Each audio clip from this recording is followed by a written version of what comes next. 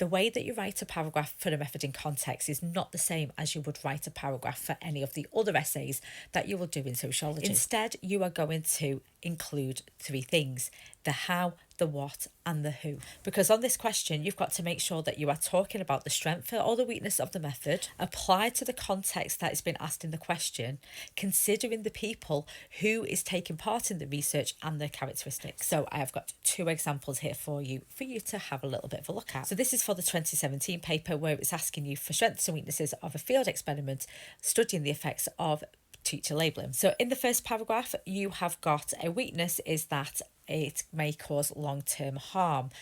And then you're going to explain it in the context of what you were being asked about, which is about teacher labelling. So field experiments in the effect of teacher labelling, like in Rosenthal and Jacobson's study, means that the control group, who were not the spurters, may not be labelled positively by their teachers. And this is where you've got to then link it to who and their characteristics.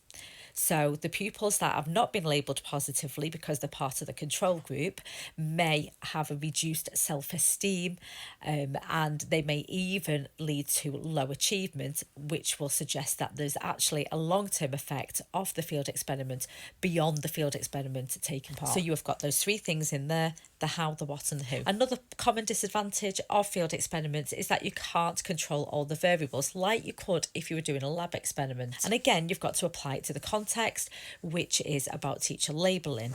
So here, as we want to establish the effect of teacher labelling in the field experiment, we cannot be sure if the intervention or the manipulation of the variable has the effect, e.g. teachers' increased expectations leading to high achievement. And then you've got to make sure that you link it to the who, which are the pupils. So the pupils in the field experiment may have had additional tutoring, such as middle class pupils, or may have more access to resources or material factors at the time of the field experiment. So we cannot be sure whether it's a raise in teacher expectations or these other external factors that have led to an increase in achievement. So there is two examples to help you think about how you're going to structure those paragraphs in those method in context, and have a little bit of a go at other questions, but follow that same structure, and let me know how you get on.